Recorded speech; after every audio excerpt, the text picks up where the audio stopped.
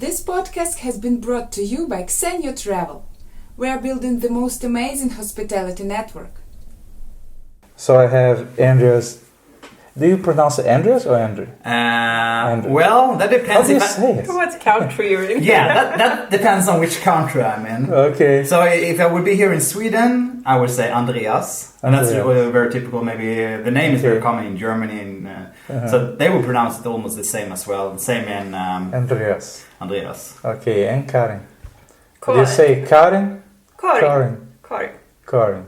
Okay. And abroad I'm Karin. It's just easier to say. Yeah, but that's also everybody when you introduce yourself as Karin, everybody thinks it's Karen, and so always when they start writing to you in email, and they think you are Karen. Karen, that's right. That was easiest. But the most funny thing is usually when you're in Mexico and you said, they say, ¿Cómo se llama? Andreas. ¿Qué? Andreas. No, es una nombre de un chica. Yeah. Yes. No. Sí, Andrés. Yeah. It's like in this Slavic world, a lot of Sasha is a male name, but in South America they think it's a woman name, so they're always finding strange that Sasha, but he's a guy. But yeah, it's I learned lately that Sasha is just short for Alex, like Alexander. Yeah, because what's his name? The comedian Sasha Baron Cohen. Yeah. Mm-hmm. But I don't know how he got to that name. But he's a guy. He seems to be a guy. So Mexico, I end up here in your house. I am in their house. I end up here in your house because one day I talked to you online and we became friends on Facebook. And because you guys are fixing a boat in Mexico. And I thought, these people are kind of crazy. So I need to know them. Everybody thinks. It's kind of crazy. So I contact you guys, and then and we became friends, I presume, and then I came for a visit. And you are fixing about what the hell are you doing there? Yeah. That was the story of that. Yeah, that's try to forget about it. Actually, sorry. No, I mean it's 3 years since we bought the boat. April 2017, we transferred the money to buy this boat unseen. It was a pretty alright price because the previous owner had already put in so much money into the boat, but it's been sitting in the yard for 3.5 years when we bought it. So, and we knew there was something that needed to be redone, like repainted and everything. But did they have more problems than you were expecting, or was it like?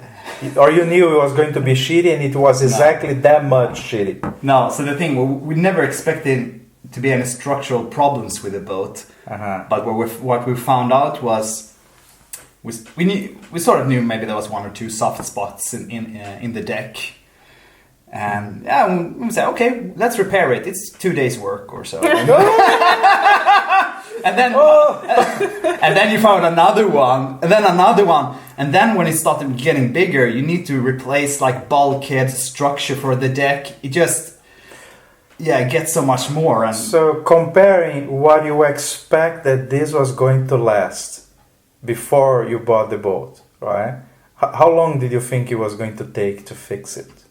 Now the thing was, when we went down, there was not really anything we had planned to fix. The only thing we had to plan to fix was the paint. We wanted to repaint it. You thought it was just painting it and selling? No, but that's like fixing. Other thing was more adding value to the boat. Like we wanted to extend the boat, do an extension, adding the sugar scope, and to redo the interior, make it very bright. It was dark wood and teak. We wanted to brighten it up, and so we thought, 3 to 4 months, that's a lot of time. Yeah, you can do a lot of things in 3 to 4 months. So that was your time budget, Yeah. 3 or 4 months. Yeah. How long it has been so far? 3 years. 3 years. All right. Yeah, 30 months. So it's not really 3 years, 30 but months. 2.5 years. So total time. Yeah. So yeah, it's a. And how is Mexico treating you? Like, are they giving you too much of a hard time because you're staying so long there, or are you being able to just ignore the rules and stay as long as you want? We can stay for 6 months. I guess that's what most people can do, most tourists. So we leave the country after 6 months, and then we go to Guatemala. It's pretty close. It's just 2 hours away from where we live. Okay. So, and then we just stay there a couple of hours, and then we go back again. And sometimes you have to bribe them. You don't really know about the guards when you meet them, if it's okay or not to just stay a couple of hours in Guatemala. But I've been lucky, and you haven't been that lucky. Yeah, no, I've needed to bribe him once, but otherwise, so we have renewed it 3 times, I think. Everything we say here is complete fiction. Like nothing happened in reality. So allegedly. Everything to add this little bit extra to the everything show. we say here happened allegedly. Yeah, so it became a little bit longer process, the whole thing. Yeah. The first time I think we stayed for a year, and then we was pretty fed up with this. We said like, no, we have to go home, earn some more money, and just take a break from this because it's pretty exhausting. And how do you earn money? Because people like to know that kind of thing, you know. Like, so how do you pay for this adventure? Yeah, like we saved up for it, so we were just spending money when we were in Mexico, and we had to go home and get back to our jobs. Yeah, I mean, so you've been working as a design engineer, and I've been working in a boat chandlery mostly.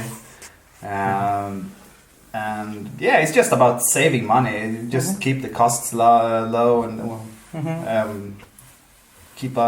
live a simple life and back home. And we live a simple life, so the boat can be expensive. Wow, it's pretty. I tell you that. It caught my attention that it's a trimaran. Yeah, and I have been thinking a lot about trimarans and or monohulls, stabilized monohulls, which are kind of a trimaran. Yeah. You know. And so I saw the design, but I also saw you guys doing the work. And in the beginning, I was very unimpressed. I was like, this it looks a little shitty. And then 2 or 3 episodes later, it looked amazing. It was like, wow, this is an IKEA boat. It looks beautiful. And then you put the setup for the nets. And that was really well done. I thought, wow. Yeah. They know what they're doing. Yeah, we had people doing our job in the beginning. We didn't know anything about carpentry or doing any fiberglass jobs. So we watched them. I would say we knew it, but we knew it was a shitty job to cut everything and to grind everything. It was mostly we can spend maybe a couple of $100 letting them do it, and it's just like 2-3 days of work, and of course it became here, and we had the carpenter there for maybe 2 months in total. And it was very hard having carpenters first. I mean, we speak some Spanish, but it isn't perfect, and but we sort of understand, and they sort of understand us, but it's still a little bit of a problem, and they're not used to working on boats, these carpenters we have. Right. And finding materials, how was it okay or difficult, or like if you need a marine plywood, or if you need to buy some fiberglass, how hard it is there? Yeah, it's you can take it. Oh, you're the problem solver. I've been all around the town where we're close to where we live, looking for material, and I just tried to find the best we could find in the area. It's no way of shipping plywood into Mexico. We couldn't do that, so I've been looking at hundreds of sheets of plywood, trying to find the straightest one and with the best quality I could find. Yeah. And the best glue. We've done different kind of samples, put it in the water, soaked it for a couple of days, take it out, let it dry, see so it doesn't delaminate. And did it? And some has done, So it was important doing those kind of tests. And so that's how we But yeah, that's just then you never have like A or A B plywood. You always have maybe BC plywood, and then when it's BC plywood, you really need to look on each sheet. On some sheets, like might look very good, but some parts of it can look good or bad. Yeah, so it's you need to be very selective when you when you're choosing it. All right. Yeah, and so this is not your first adventure. So, what have you done before that? Yeah, it's our first adventure, just being on a boatyard. Yeah, but we've been sailing before. So first adventure we got into was 2007 when we bought a small catamaran in Panama, and we sort of didn't know how to sail. We had planned this trip for about 2 years by just reading and seeing. but hold on a minute. So you planned about it for 2 years, and you went to Panama. But how long have you been together before that? Well, before that, we've been together now 20 years. Yeah. At that So time, you were together for quite a while already. Yeah. You was 17 when we met, and I was 19. And when we left, I was like 23, I think, or 24 maybe. Yeah, pretty young. Yeah, something like Okay. I noticed that a lot of relationships end on boats. Yeah. I mean, you spend a lot of time usually, together. and when they don't end on a boat, I like to ask people. I like to get to know them to see how it is that it didn't end there, because the proximity and the lack of privacy and you cannot get out to vent, and that is everything that you don't like in a person tends to get expanded, and multiplied when you cannot go out, and you are stuck there. So, and that's why it's the end of a lot of relationships. And that's why I ask when it actually doesn't. No, for sure. I mean, like the first adventure we did, it was just you and me on board. So it's a little bit easier then compared to maybe when you're having a lot of crew on board, or you're having, which was later on. The first trip we were still lovebirds, I could say. Yeah, we were young and still very in love. But the second trip started 2010, and to finance that trip we had to have crew. 2012 started. Yeah, a couple of years later. So, but the first one you got the boat in Panama. Did you go? Where did you go with that? That one we first stayed in Panama for 6 months just to learn a little bit more how to sail and learn the boat. Just get to know the boat. Then we left Panama over towards Galapagos, and then we continued over till we finally got to Australia. So it was more. Any Australia got rid of the boat? There we got rid of it and started backpacking. So we were backpacking for half a year. That is interesting. It was very nice doing the backpacking, because sailing was very nice. I mean, just like you said when we were talking yesterday, it's nice traveling, having your home with you all the time. But the negative thing also having your boat is it's never always you don't feel secure maybe always with the boat. You can drag. You always have. Sometimes you wake up in the middle of the night because the boat moves a little bit. You think you might drag. The anchor is dragging, or if you're on shore and left the boat for a day or two, you just hope that the anchor will hold, and so there's always a little bit of stress somewhere. You don't think about it so much, but when you're backpacking, you can just let it go, and you just have your backpack. And then when a backpack gets stolen, everything got stolen. I had friends tell me stories of their backpack getting stolen, and it was devastating. It was like end of the trip devastating for them, because even getting back home was difficult. Then you don't have a passport, and maybe your wallet was gone too, and that's a disaster. But I understand. I like the independence you feel. In fact, I was leaving from London. Yesterday. Yesterday. I've been here since then. I was living in London with a little backpack, and I was I was feeling quite well because I didn't backpack too much, especially not in Europe. I have been traveling more by motorcycle, but the feeling of backpacking is quite nice. And then for a moment I thought, I have a little bit of my, so I live in Miami, and so that's where most of my things are, you know, in my boat and my, you know, my stuff, and one of my motorcycles is there. So a big chunk of my life is in Miami. But I have a little bit of luggage that was left behind near Barcelona. Then I have a lot of luggage and another motorcycle in Ukraine. Then I have some stuff in Lund. And then I came here with a little backpack, so I feel that my supply lines are getting longer and longer and more complicated. But now you maybe just have 5 things with you. Yeah, like maybe you invite me to go visit another friend, and then I take just my toothbrush and an extra T-shirt to go there. So yeah, the longer you keep traveling, the more you are spreading out, you know, around the world. Yeah, it's starting with couch surfing, but it ends with wardrobes surfing. Yeah.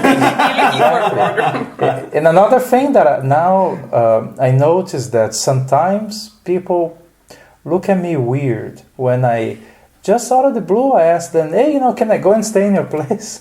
You know, I got so used to it. Yeah. Sometimes I forget to first ask if they know, if they have been traveling, if they are, you know, familiar with the idea of couch surfing and staying in someone else's homes. Not necessarily the website couch surfing, but, you know, sometimes people are used to that already because they travel by bicycle or they have been sailors or something like that. But occasionally I just forget to ask that at all, and I'm just talking to a stranger. They say, oh yeah, I live over there in that place over there. I say, oh yeah, can I go and stay in your home? And then they look at me strange. Like I invite myself a little too early. Or another thing that I find completely comfortable doing, and then I have to remember not everybody's comfortable. It's like, for instance, right now in London, I had a little more traditional piece of luggage, more like a duffel bag, and I thought, to go to Gothenburg, it would be nice to have a backpack. So I just asked my business partner, hey, do you have an extra backpack? He said, yeah, of course. He's okay with that, right? I said, oh yeah, of course, I'll find one here. You know, like he got me a backpack. But like I already found myself occasionally asking people, hey, can I take your bicycle, or can I take your car? You know, like, or the opposite. Then saying to me, here's the key to the car, here's the, you know, take the bicycle, go do whatever. You know, they are very open about that. Yeah. But not everybody's like that. I have to remember. Not all Swedes, I guess. I think a little. No, I mean, the ones who's open about it, I would say first is people who has been traveling a little bit more, and but of course other people also. I mean, if you're having an interesting story or you have something in common, you connect quick. Of course, you can be. Yeah. I have friends that live near the Appalachian Trail, and so they're always talking to. By near, I mean they live like 10 yards from the trail itself. So they are seeing, you know, the people that are hiking it and meet a lot of them. So even though they never been couch surfing or traveling or doing anything like that, they are very familiar with it. Yeah. So if you just, I guess that if I call them and say, hey, you know, I'm going to do the trail, can I stay in your home one night? They will be totally fine. Yeah. You know, so it's not going to surprise them. But most people do, and then sometimes I notice in their face they are looking at me like, what? So, well, I forgot to explain. I do this often, and sometimes I catch other people by surprise, the other way around. Like one day I had a couple from Switzerland visiting me. And they have been traveling across America by bicycle. And maybe not just America, I don't remember now, but at least the United States they crossed by bicycle.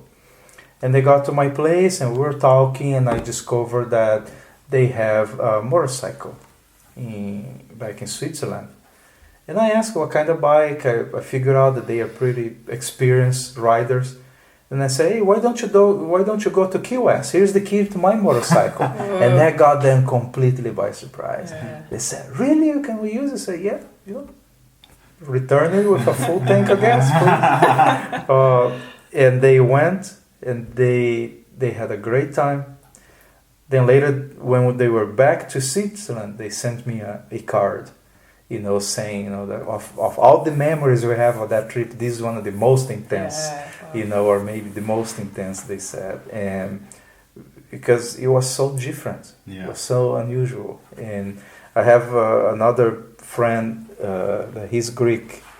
He'll be watching this thing, he'll remember the story. And I offered the bike to him as well, and him and his girlfriend, they went and the bike broke down in Key West. Oops. As soon as they arrived, they couldn't start the bike anymore. But we found a solution. I went there and we fixed it and came back. And they were a little upset, but I said, no, you have to forget this little part, remember when you were going, and remember the trip coming back. And forget the little detail. That doesn't matter. Yeah. In the context of the trip, it doesn't matter. Yeah. So some people are like that. A lot of sailors too. I have some friends that they are boat captains or sailors of one kind or another. And if I tell them, hey, I have my friends from Sweden, they are going there, and can you host them? They'll say, oh yeah, of course. Even if they are not going to be home, they are going to leave the key for you. So to them it's a natural. It's a natural way of acting, and it happened already a few times that I got to someone's home, and they told me, hey, there is an emergency, I need to go to work or something. So here's the key to the house, here's the key to the car. Enjoy it. When I can, I will come back.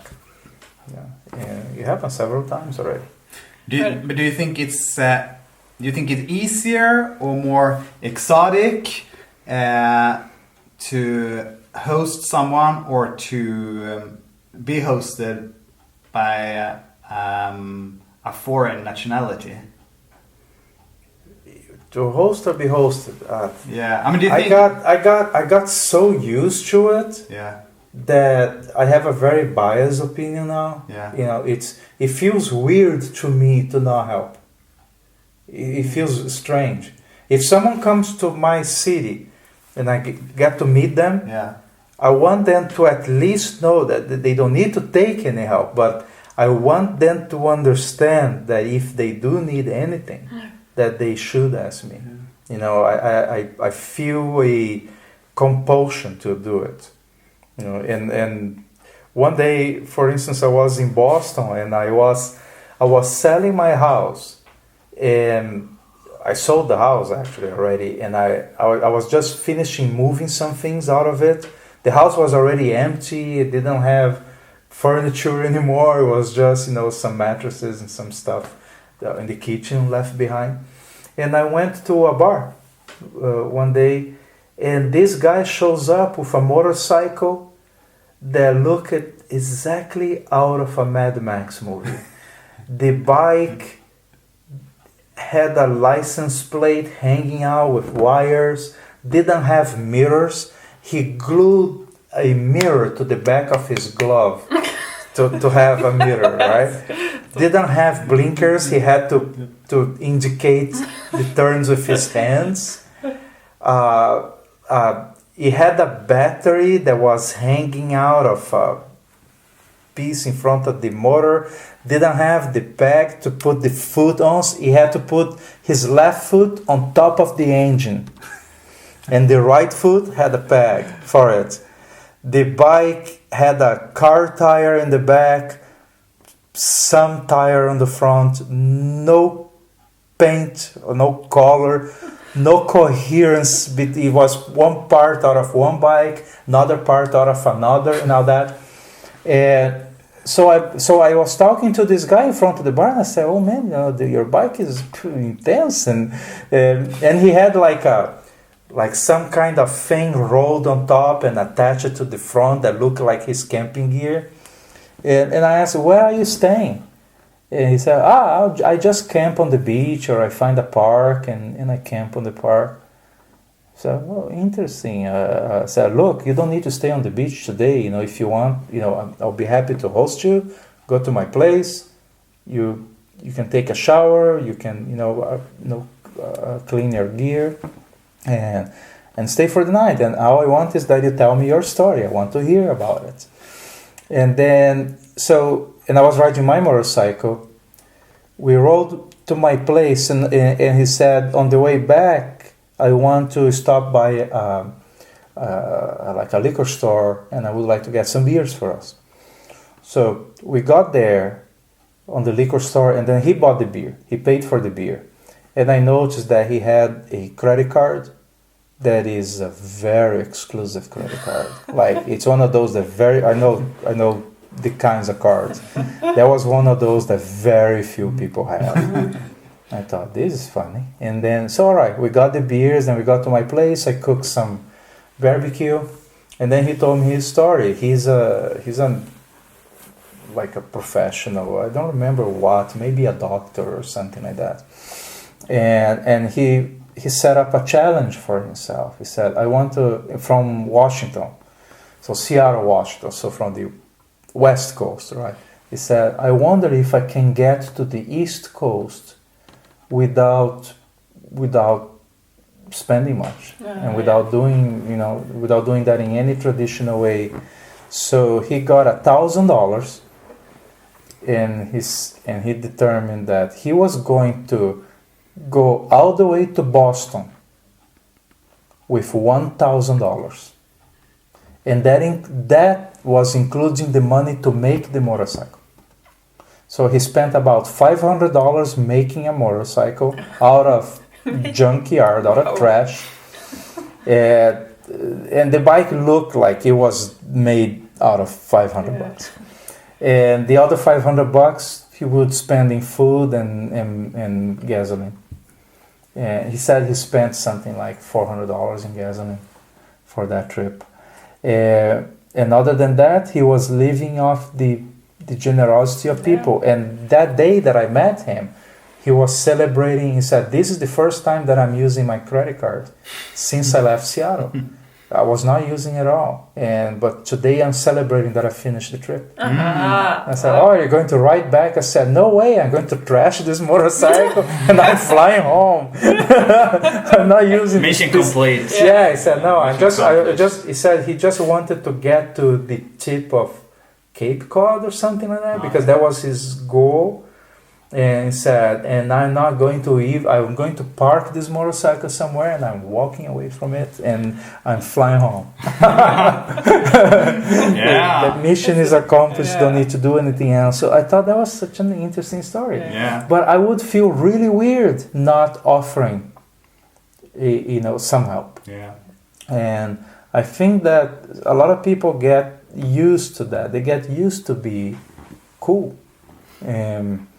And trust people, and they realize that for many of these people, they will never meet someone that is actually going to disappoint them, because the chances are so low that person that is going to take advantage of you or steal from you, or you may never find them, because they are rare, really rare. Yeah, we've got a lot of kind Mexican people. I also think it's a little bit when you live in your comfort zone and the area where you live, you're getting a little bit more open. You open up a little bit more than you would have done. You would have done hard to do it in your hometown or in the village where you live, because everybody knows you. Oh, here it comes now, and he wants some food. And here comes that Andreas. He's gonna talk about that damn sailing story again. Buy him a beer. When you are a complete stranger, it's easier. I find it. Sometimes I find it easier to deal with being in a country where you don't speak the language. I think that not speaking the language can be an advantage in some. It's not an advantage when you want to to do certain kinds of conversations or solve some specific kinds of problems, or dating or things like that. But in most situations it's better, because when they notice that you really don't talk their language, then they get out of the way to help. Yeah. They try to anticipate what it is that you need, and they really make an effort. Yeah. And that is true on my experience. That is true even in countries that have a reputation of people being distant or closed up or hostile. Like in France, that has a reputation of people being hostile. No, not at all. Not in my experience. They were very kind and funny, and they tried their best to help. Or other countries that tend to be a little more difficult, like Switzerland, where people are very formal and. But it's a lot of thinking about the first impression as well, how you present yourself, or how everything from body language to, if you're very happy and you just or you just say hello, and they say hello, and they might be interested.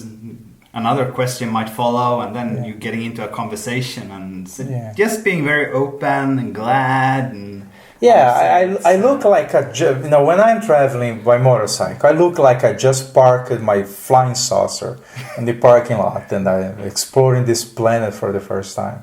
I have a very, very different, I would say different attitude, that I'm happy and I'm positive, and I'm always presuming that they are going to be super cool.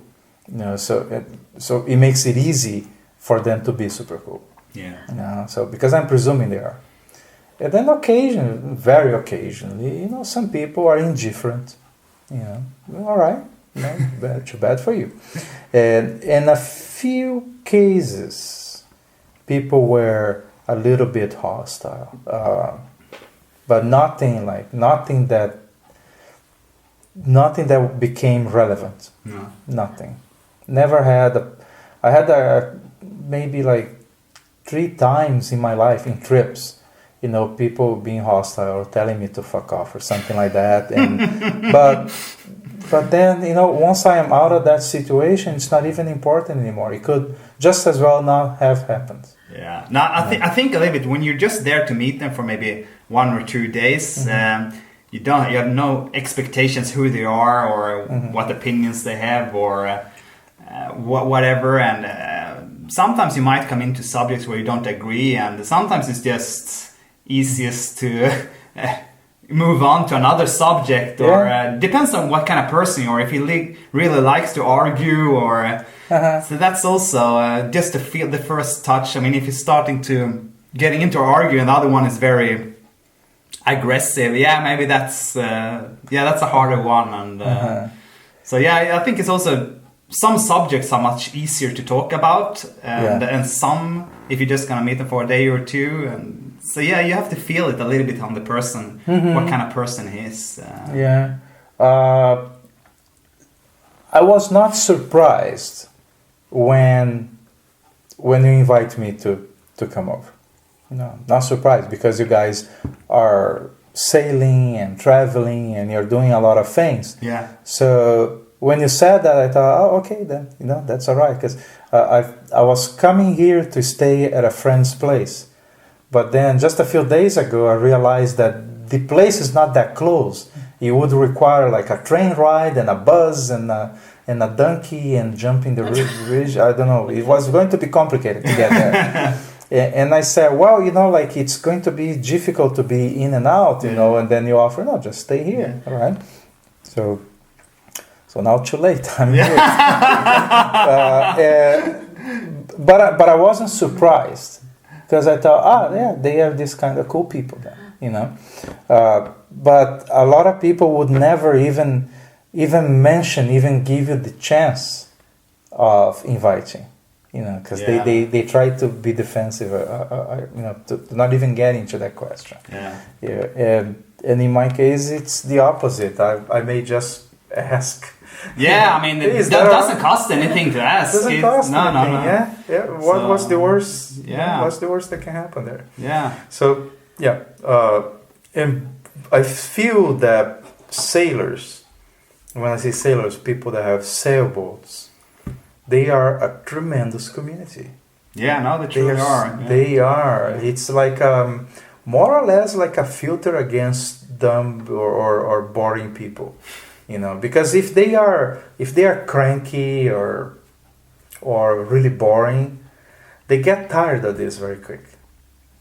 They get tired. They say, oh, all these people, they interact too much.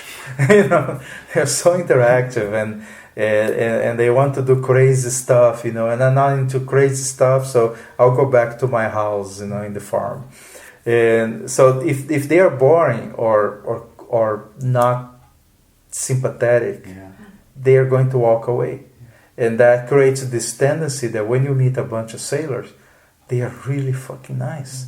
And also, they are sailors, more or less like bikers in the Eastern Europe, or I would say, they are aware that really nobody's there to help them. They will have to help each other. That's the only way out. It makes it very easy for them to connect. I especially noticed that among the bikers in Eastern Europe, what a tight, really friendly, cool and intense network that is. And it's very different than the bikers in America, for instance, which they can be just as nice person. But if you have any problem with your motorcycle in America, well, you get your phone and you call and someone comes over, a professional will take care of your problem. So you don't need to have a network. Nobody's going to stop to help you or anything like this. Here, if you see a biker on the road, here in Eastern Europe, you see a biker on the road, you stop because you know that he is stuck. He needs you. Yeah. And I think it's the same with the sailor. Yeah, no, I guess a little bit. It just starts with, what's the first thing that happens when you're getting into an anchorage? You have to go there and say hello to the new boats coming in. You don't have to, but sometimes you want to it's interact. So traditional. Yeah, it's so traditional. Maybe it's because you met up with Andreas. I have to talk to somebody else. Yeah, the first thing you want to do is go get their line. And some people say, "Hey, hello," and many times you get invited for maybe a beer, and it starts there. Hey, come over for a beer, or you just grab one beer when there. So you come on board on their boat, and they show the boat, and if you feel that you connect, maybe you get invited for a dinner, or and that's also a little bit. It's a little bit like being stuck with somebody else on an island. You're on a boat. It's hard to just leave immediately, or so I think it's easy. People learn a little bit how to. There's a similarity with RVs, right? And I remember once seeing a Simpsons episode in which Homer Simpson buys an RV and gets the family in, and Margie and Bart Simpson, all that, and then they go to the RV park. And then Homer says, "And the best thing of this is that if you don't like your neighbors, you can leave." And then all the neighbors left and left them alone. Everybody left immediately. It works with sailboats also. So you guys went to Panama and you crossed the Pacific, went to Australia, and backpack. Yeah, Australia, New Zealand, or Asia. Yeah. Okay, and then after we got back to Sweden and started working again. We worked for a couple of years, and then we feel like, we have to do this again. It can be pretty boring being in Sweden and just working. It's a normal 9 to 5. The Svensson life, we call it in Sweden. 9 to 5. Yeah. One of my friends has some slightly unkind words towards Sweden that he said to me, "It's really beautiful, but you're going to not like it." I said, "Why?" He said, "Because they don't have a single sidewalk that needs to be built. All the schools are there, all the healthcare is ready, all the factories are working, everything is done. there is nothing to do. There is no challenge, anymore. They built the country so perfectly that there is nothing to do. I don't think it's perfect. So all you have to do is maintain it now.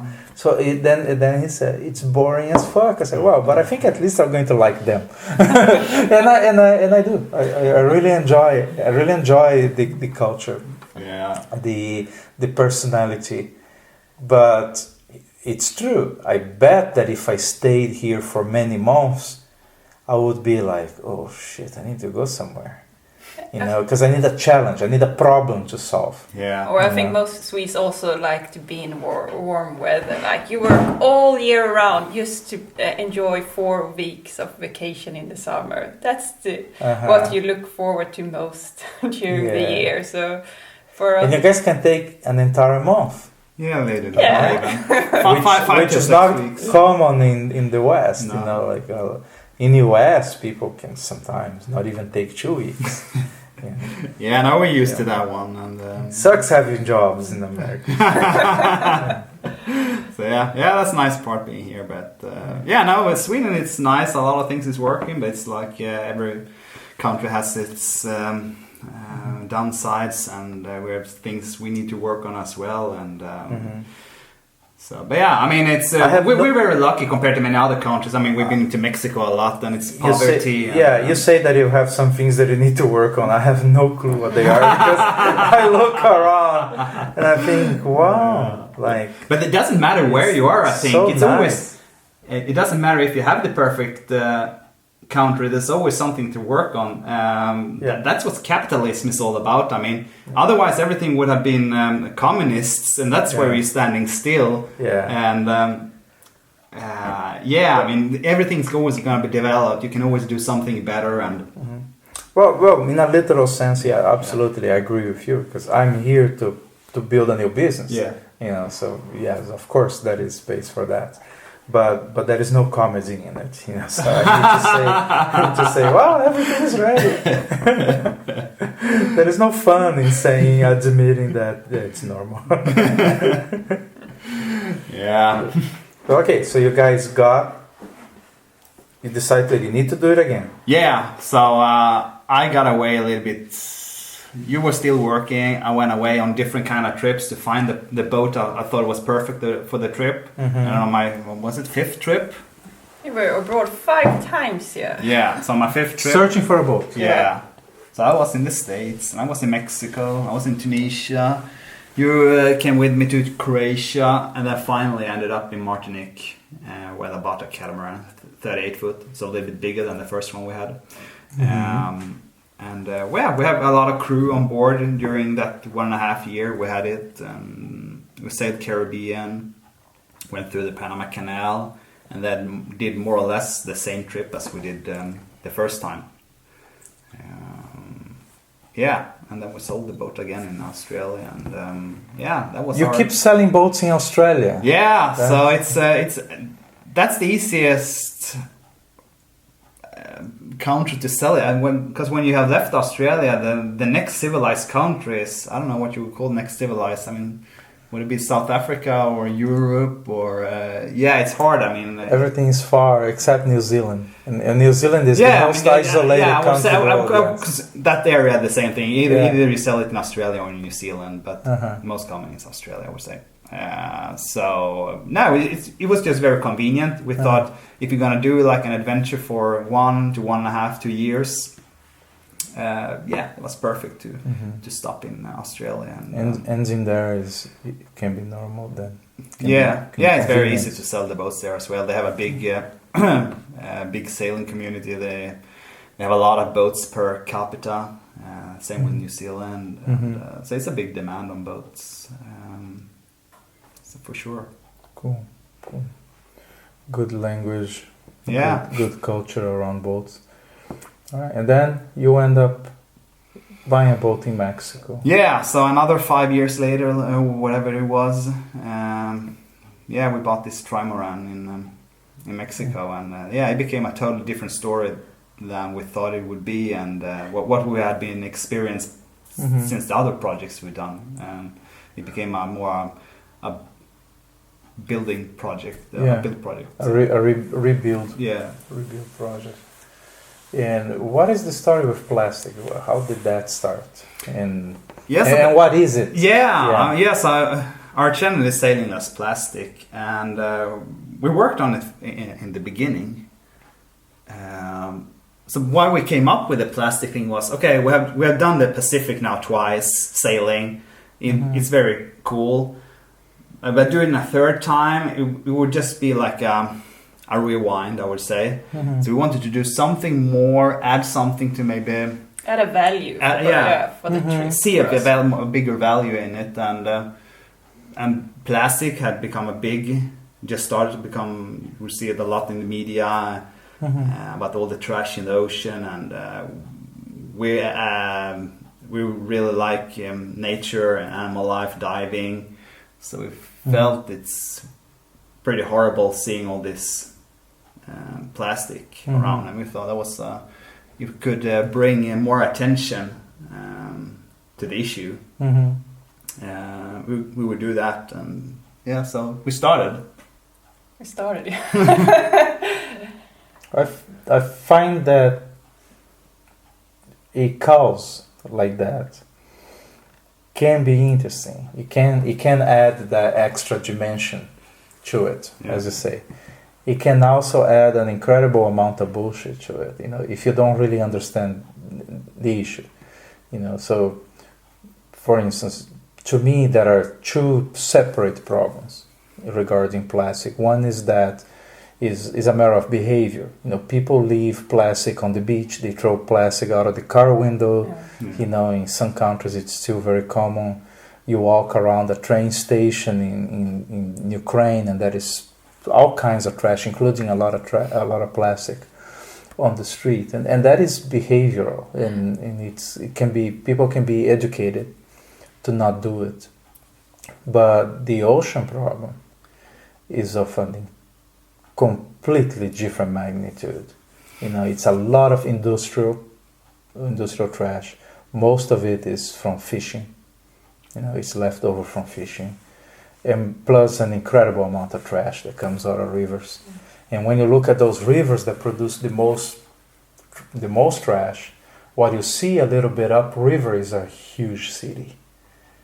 So actually it's surprising that is, considering the size of those cities, it's not a surprise that is a lot of trash. It's also pretty inevitable, because you have a crazy city growth around the river, and and they have much bigger problems than that. They have sanitation problems. They have, for sure, violence problems. They have a lot of other things.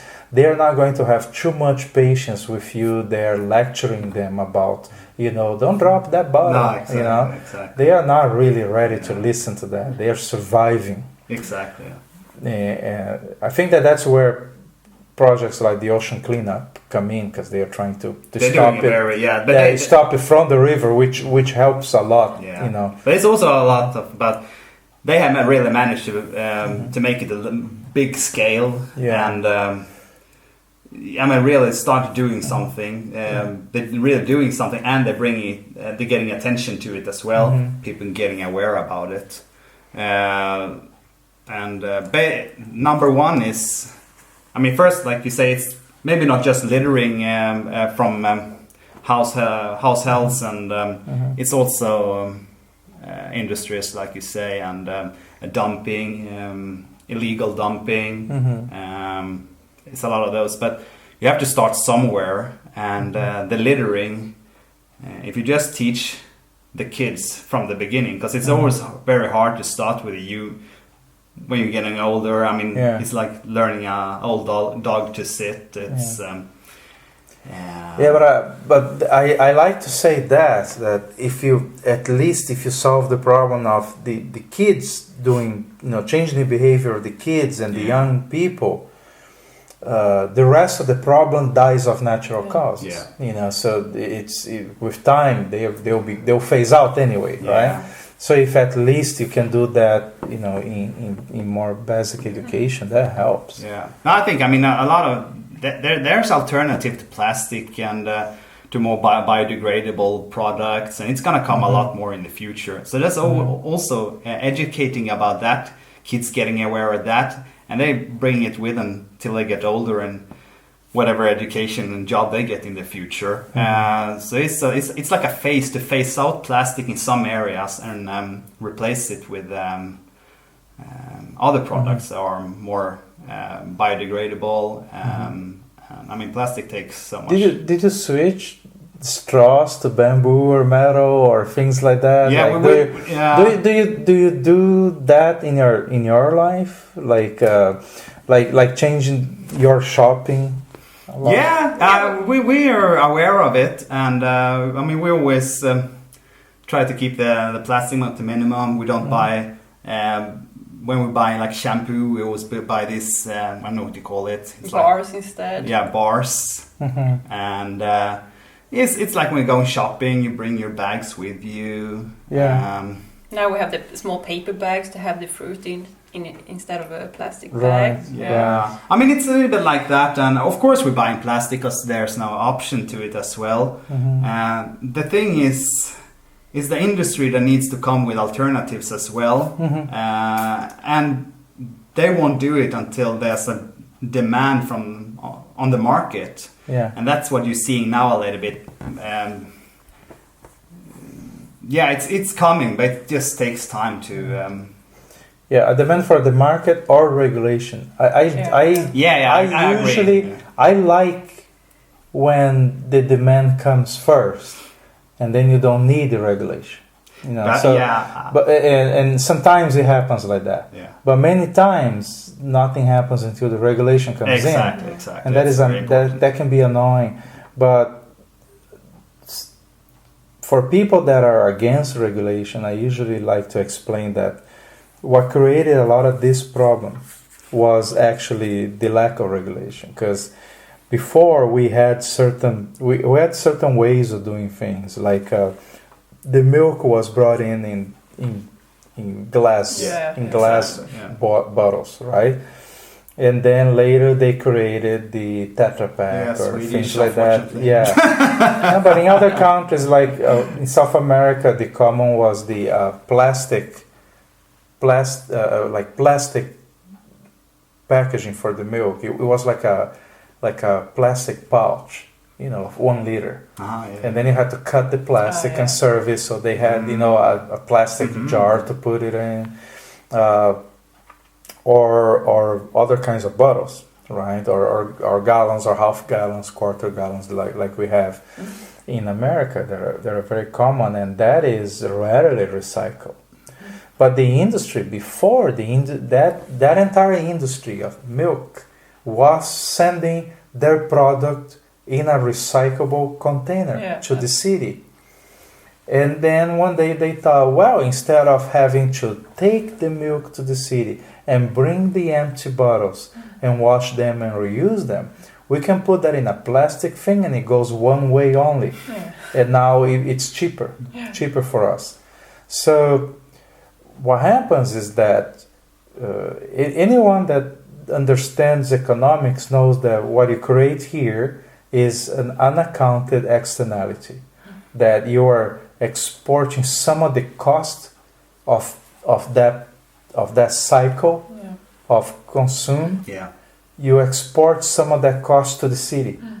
So the cost that the company had, now it's a city cost because now they have to deal with the trash.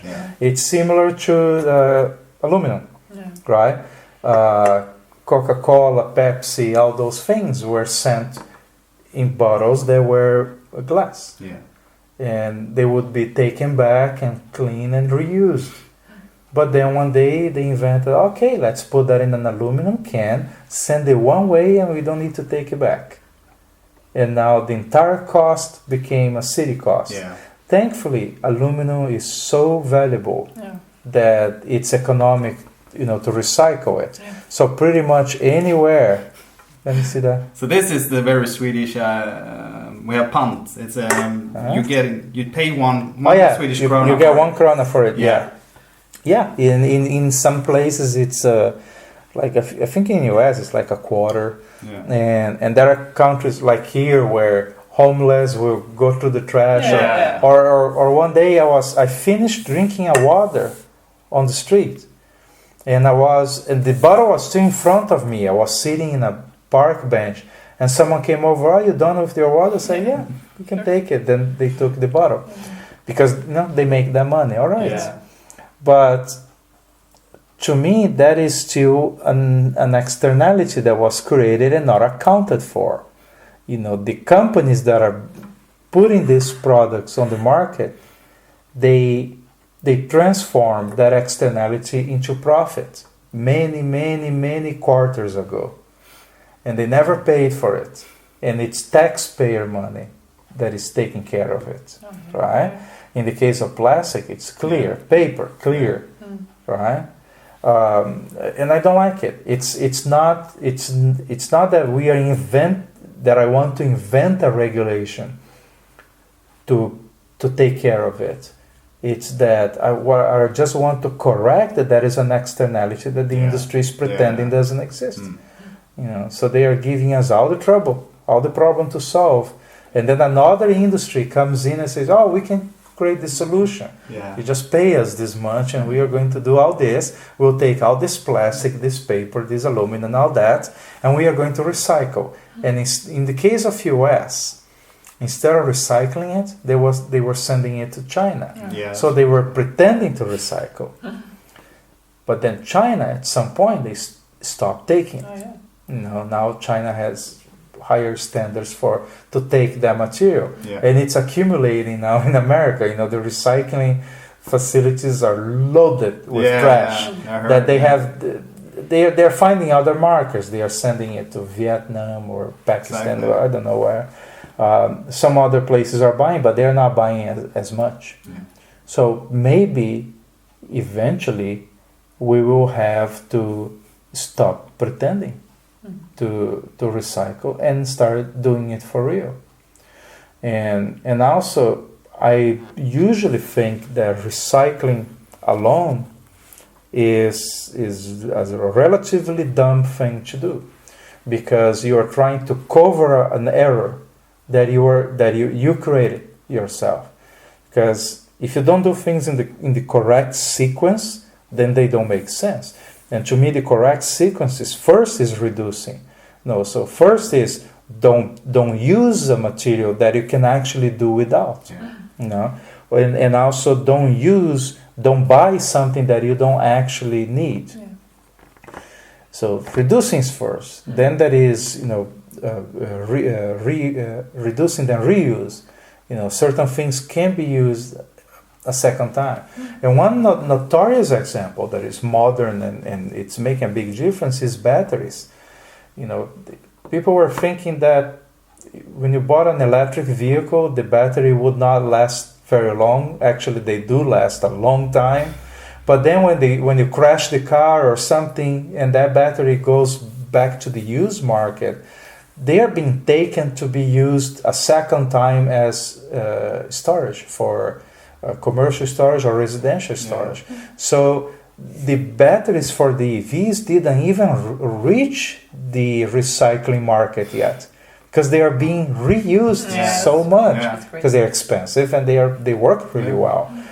So the reusage of batteries is so high and so effective and so efficient economically that recycling didn't happen yet. And then you have repurpose. So reduce, reuse, repurpose. So sometimes something is good for one thing, but then you can use it again, but for something different. Like people use materials then for construction, or they melt plastic and make other products made of plastic. Like I saw in Ukraine, they are using, they melt plastic and make pavement. Colorful pavement for the sidewalks and all that. And it's in very high quantities. That started in India. And they start just making the molds, melt the plastic, make sure that it's all the same kind of plastic. They melt it and reuse as something else. Right? And then, so reduce, repurpose, reuse, and then yeah, at some point you get to recycle. You know, but then you know that you're recycling only what you need to recycle. Yeah. You know, and that's not what we are doing in America, for instance. You know, it's a dumb system on top of another dumb system, and you end up with too much stuff, and most of it end up in a hole. Yeah. Now, but a little bit like you said before, to go back a little bit with the regulations. I think also, like you said, if you're you don't have to start with the regulations, because it can be very harsh all the time if it's regulations, but regulations are needed as well. You can see that in Sweden now. The last couple of years, they've been applying taxes, special taxes for plastic bags. So now it's pretty expensive buying a plastic bag in the grocery store. I noticed. And yeah. So it's been going up 5-6 times the price since before. And so that's a start. That's just the plastic bags. Now they're thinking about all plastic containers that are single use. It's gonna have a tax as well. Or correct me if I'm wrong. I don't really know. No, it's something like they have it. It's some suggestions are on the agenda. It's the same with down in Southern Europe. France have banned a lot of single-use plastic items. So it's at least a start, and you have to evaluate later on the outcome, if it has changed anything or how you can. So it's nothing that's solved over a day or so. So it's a lot of changing mindset on the first generation now, and regulations, new affecting the industries to make new kind of products that can replace the plastic. In Cincinnati, once I visit it's like co-op that people give them old bicycles and pieces of bicycles or whatever is the rest of the bicycle that they have, and they collect all those pieces and that, separate what are the good parts, and they make new bicycles, new used bicycles, and sell them very cheap. So people can reuse that a lot. I saw something similar to that in Amsterdam, that they collect, and in Amsterdam also they mark areas of the city and put a notice that all the bicycle, if your bicycle is here in this area, get it out, and because we are going to clean up. And they leave those notices for a month or two, I don't know how long, and then whatever is left at the end, they come and remove everything, and cut the locks and get everything out.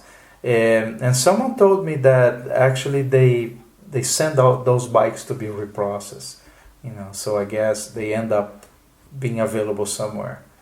There was a company that came up with these scooters,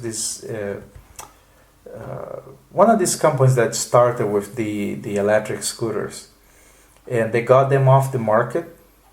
That was in America. They round up all their scooters, like thousands of scooters, and they destroyed them. And people were complaining, you are paying to destroy them. Give them away. Give them away, or send them to some place where there are no scooters. Give them to children. I don't know, find something, but destroying them, and getting them off the market is like, it's weird. It's kind of evil, right? It's good equipment, and of course they had an official answer to that. They said, it's because people can get hurt with them or something like that. But you are renting them out. You are not worried that people were going to get hurt when they were paying you. Right? Now you're saying that they are going to get hurt if you donate them. And that's the kind of thing that makes people hate certain people. You think like that is some evil thinking behind that decision. There are so many people that need a scooter. Give it, sell it, do something, but don't just bulldoze them. No, it's sad. That was horrible.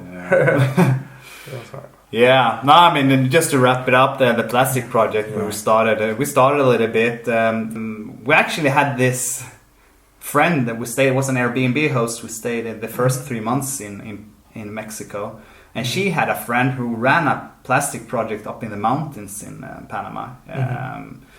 She had a PhD within what was it? Sustainability, yeah. And so we got up there to the mountains to visit her station.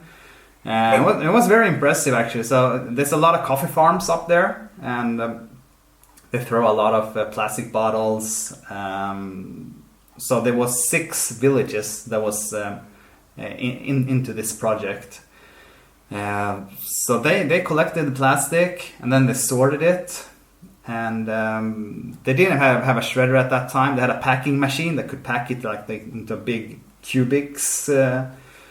And then they was sent down to town, and it got sold there. And I don't know what they did. I think they sold it to China. But anyhow, so the villages, they got paid for the amount they collected. So it was impressive to see. We started to help her to get to the next level. She wanted to transform this plastic into new pieces. She wants to put value into the plastic, and we thought that was very interesting. So that is a project that I suggest you take a look. Called Precious Plastic. And they melt it, they make new products and all that. And they have the machines with the drawings. And all this stuff they sell is kind of expensive, but at the same time, they give the blueprints to make those things for free. Yeah, that's amazing. Which is awesome. Yeah. And they have a bazaar as well. If you cannot pay for that, you make it yourself. Or find someone that can make it. And then for no money, so I feel that they have the correct attitude about it. They have now they're very open about it. I mean, so they have this bazaar, and you can buy products other users on the website have made, and you can also buy molds and machines. So if you want to start making one thing, you can buy a mold for a basket or a coaster or whatever it can be. Don't know if you saw it. They have a system, and of course they teach how you can make it yourself to create filament for 3D printers. Yeah, exactly. So you can get old plastic, make your own filament, and then make new things made of plastic. So that is a way. I like to invert the thinking about it. Plastic is not trash. If you think correctly about it, plastic can be something that you're using to make the next thing, even if the next thing is plastic. Did you see that girl, Jeannie MacArthur? I think that's her name. That she talks about circular economy. No, she advocates that a smarter economy, the end product of one process should be the fuel of the next process, or the material, the raw material for the next thing. And then if all the process do that, then it becomes a circular economy. What we have today is a mostly one-way economy, in which things are taken out of nature or taken out of the ground, and we use them, and then they end up as trash. But in circular economy, there is no trash. For everything finishes as the beginning of something else. So when I saw they're making the filaments, I thought, perfect, that's circular economy. You can use a 3D printer, make something else made of plastic. When you're done with it, melt it, put it back into filament again. Maybe a spare part for you, something you're missing on your boat, you plastic part you need for your boat that's very expensive. No, it's very cool thing. So I want to actually to have that system to make filament because I want to use in my projects. I like to use Lego. So when you need to make something simple and easy and quick, just make it with Lego because Legos are super cheap today. Like you order on Amazon, Lego compatible, pieces that are made in probably in China and probably from recycled plastic. And you make them, and it's a well-known kind of plastic. It's mostly HDPE, I believe. And when you are done with that piece, you melt it. You know, if you break a piece, put that on the bin to melt next time. And it goes straight into being a new piece of plastic that you can do on a 3D printer. Yeah. So that is elegance. Yeah. Yeah. No, it's really cool. I imagine I want to do like for instance, if you have a lot of tools and you want to make little trays for your tools, you can make the trays with Lego. You can change the positions and the locations anytime you want, right? You can customize it any way you want. Why build something if you can just put it together? And then one day, I want it different, you just change. Right? So I like the idea of using Lego for a lot of things. What's the other website called? The young kids is teaching about plastic, and they are building these stations around the world. Sea Monkey project. Yeah, you have to go into. Have you checked it out? What is that? Sea Monkey. At YouTube, you can find No, them. tell me. It's a. Yeah. It's a family with parents and 2 kids, and the age of them is like 10 and The sailors. 13. Yeah. So they've been sailing from Australia in the Indian Ocean, close to Malaysia, and Vietnam, Indonesia. And when they've been sailing, they've been seeing a lot of plastic on the beaches, and then they've been frustrated. What should we do about all this plastic? They tried to start to educate the people, and then they found this precious plastic, and they start to make the machines. So they set up a station in a village where they do have the whole process of cleaning the plastic, shred it, and having the molds for making new parts. Yeah, I understand. I like that kind of thing. Yeah. I understand the intention, but I can sympathize with the intention. But I don't like when people they create these projects to just clean the beach. I think those projects are a little dumb. Let me explain why. So I have some friends. First of all, there are 2 kinds of dumbness on this. One is I have friends that they go and they gather their friends in a group and they go and clean the beach, right? But they are living in a city where the population will just go back to the beach the next weekend and will trash it again. And I say, it doesn't help. It doesn't help if you don't teach them.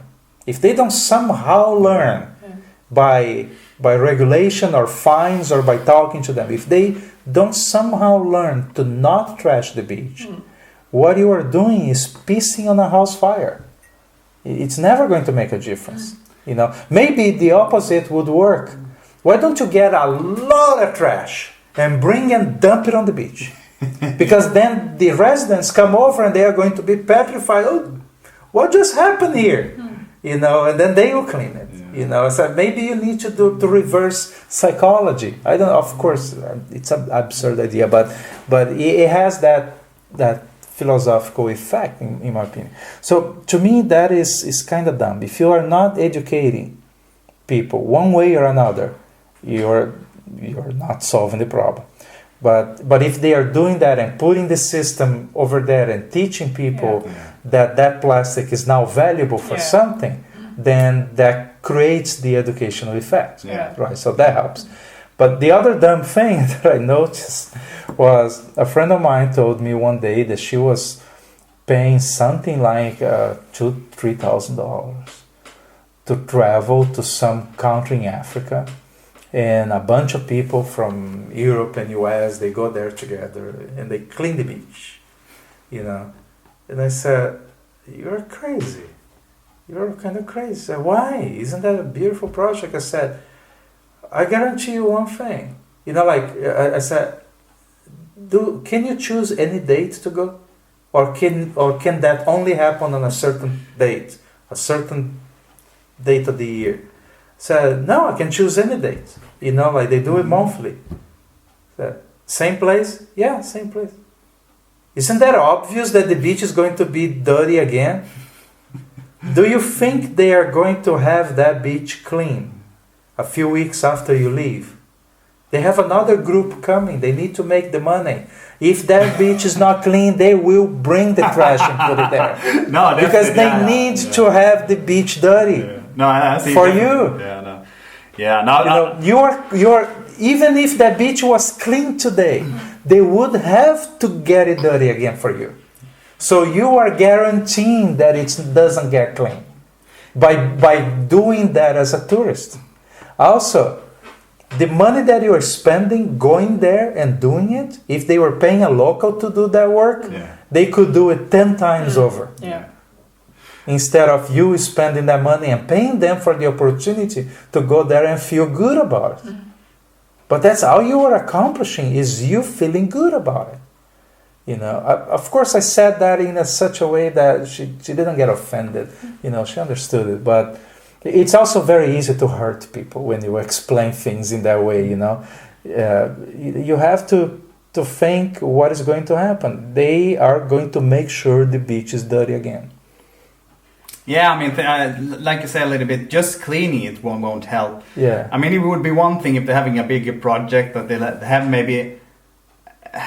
It's something that adding value to the village or where they are, that see that plastic has a value. They go down there, teach them, they collect it, and like the Sea Monkey project, and convert it maybe to something that either the village can use or they can sell that generates money. Actually educating them and showing that the plastic has value. You don't need to clean it at all. They will do it. Yeah, because they want the money. They will see that, there is a value in using it and not letting people just dump the environment. No, for sure. So you don't even need to do the cleaning. No. You just need to show the value.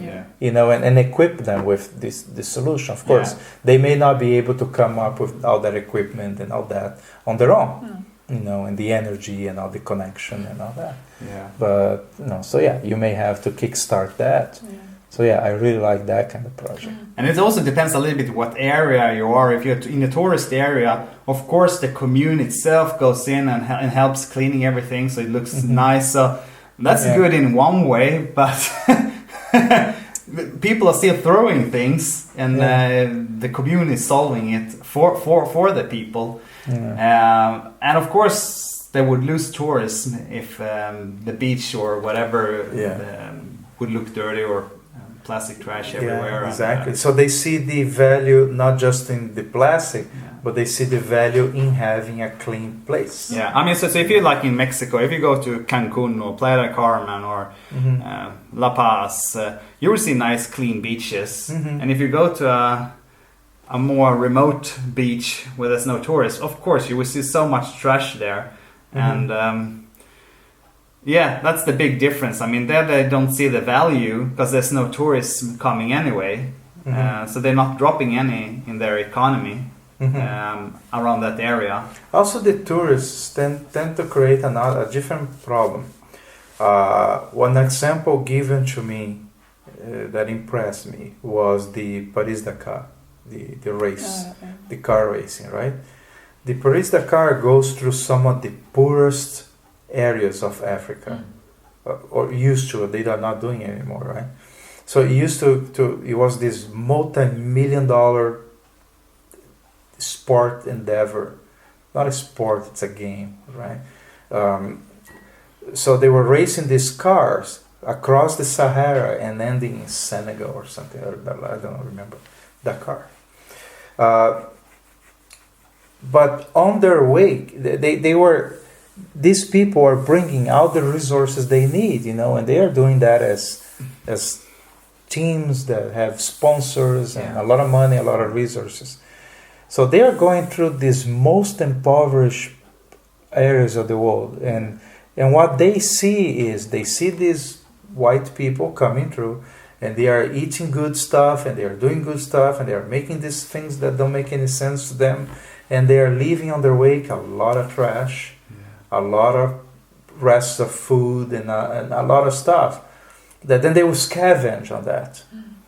And to me, that's one of the worst world views that exist on the interaction between rich or resourceful white people and the areas that they visit. You know, I really don't like it. No. I really don't like it. It's like when I have friends that believe that the Olympics are going to be over at some point soon, or at least that the Olympics are going to only happen in places that already have the infrastructure, because it didn't make any sense. They went to a country that is in difficult situation, like Brazil was during the last Olympics, and they spent an incredible amount of money building stuff that after that one event is going to be sitting idle. You know, and they are spending their public resources. They don't get that money back in the form of consumption or investment or anything. It doesn't help that country.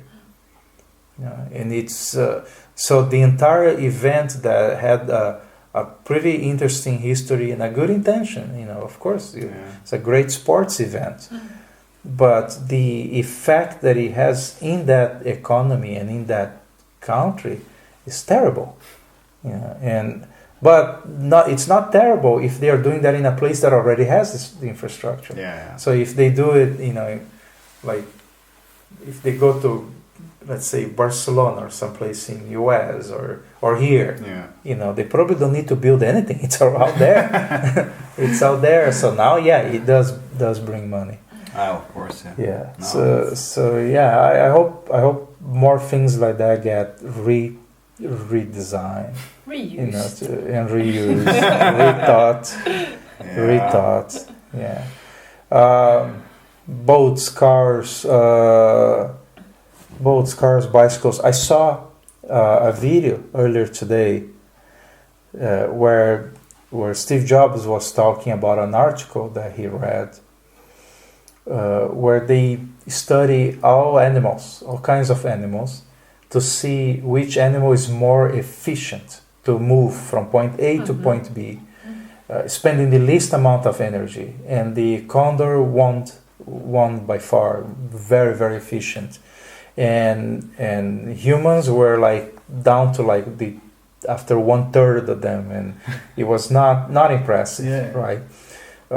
Very inefficient. But then they compared that with a human on a bicycle, and then the human was number one, clearly number one. Wow. We are the most efficient animal to move if we are using a bicycle. And he made the parallel that what the bicycle is for the body, for transport, the computer is for the mind. You know, we are pretty smart, but when you add a computer to that, your efficiency goes a lot further. Right? And then he said some things about, you know, how important it is to democratize the use of computers. It's going to be great for everybody, and you know, and then he went on talking about education and businesses and corporations and things like that. But the part about efficiency really caught my attention. And when we were walking around the city today, I was noticing, even with shitty weather, the way it was today, you know, still there were, you know, I saw bicycles around and, you know, and scooters and all that. And I guess you guys use it during winter. But even if you don't, the Dutch do it. You know, they have a little bit better climate than we do. They ride in any weather, and they do it with the kid in the basket and holding a bag with their groceries and smoking with the other hand, and they ride that thing in high speed. They're amazing. You're a good bicycler. You usually always bicycle down to your job. Yeah, in Gothenburg everything is so close. You could take the bicycle almost everywhere. I love that. Yeah, no, it's very good to bicycling. I usually have bicycle lanes, and it's. When I leave, I want to actually walk to Central Station. It's a little bit of I understand. Unless it's rainy, you know, or all that. No, it's not the trauma of being in the car with you and you're getting lost. That's not it. It's just that I like to walk and see and see the city. I love walking. Yeah. Okay, let me get another beer. In fact, I am drinking. Since I came to Sweden 3 years ago, I tried honey beer, and I'm having a honey beer today, and it's amazing. However, this is a Russian honey beer, but somehow it's perfect. It's exactly what I want. Yeah, you were lucky enough to find it, so. Yeah. It was the first time we've ever had one also. Yeah, I never tried it. I wanted to ask you if besides sailing, you guys do other sports, other kind of travel. Did you? I like tennis. What else did you invent? Yeah, I like tennis a lot. If I can choose one sport to watch or to play, yeah, diving. Like we said, we'd only dive in tropics, but we really like that. And dive in warm water. Yeah. Oh, really? Yeah. I'm into sport. Yeah, I love to exercise. I have to do something almost every day. I love water. I'm an old swimmer, so I've been swimming every now and then the last couple of years, but now I'm mainly into yoga. And it's been perfect now in Corona times, having something to do here at home. Just put up a program online and then follow it for 30 minutes or an hour. And so yoga it is. You never got I interested? can't do yoga. Definitely not. No, I'm too. Not even acro yoga. I need a ball. I need a ball to hit. Yeah. I've tried a couple of times with Karin, but I get bored too. Even couples yoga. Acro yoga is amazing. Man, watch some video. Did you never show him videos of acro yoga? It's but you may incredible. have to have something hanging from the ceiling, I guess. Or No, I'm talking the one that the guy lays on the floor. And you're flying. So you have the base and the flyer. And it's amazing. Watch the videos, man. It's something out of this planet. All right. Yeah, but the guy has to be strong. Oh, yeah. Like strong legs. Yeah. You have strong legs. And the girl has to be skinny. Done. Skinny. So you cannot do that. The girl will crunch you if she's heavy. And skinny, and she cannot be too muscular either. No. I did acro yoga once. I tried to do with a girl that she's very good at yoga, but she's very muscular. And he was like, oh my God, she's going to kill me here. And so, I love it. I love acro yoga. Might have to give it a try then, just before saying something. But watch videos, you may decide to do it. Yeah. You can say, I'm your balls. I'll be there swinging around. Yeah. But I like to hit my balls. Yeah. So, well, you can... tennis, yoga, and diving. Yeah, I would say that's probably one of the bigger ones we really like. And go out hiking just for a day or just a couple of hours. Enjoy the nature we have here. Sailing, of course, but that's obvious, I guess. And is that a sport? The way we do is not. Yeah, we don't do it now. I do like to go fast. You like fast sailboats, Yeah, but I haven't been sailing. We went out this summer. I don't know if you saw posted some pictures. On a trimaran. I follow your. Yeah, so we went out on a 24-footer. It was good speed. I think we went up to 14-15 knots. A Corsair 750 Sprint. Yeah, it was fun. So I would love to do more of those kind of things, and then try Hobbycat. I haven't tried Hobbycat yet, and so that was. It's more like a sport, I would say. That is. Yeah, that is. When you are cruising, and the boat is going slow, and you're drinking margaritas, that's not a sport. It's a sport having the glass standing still.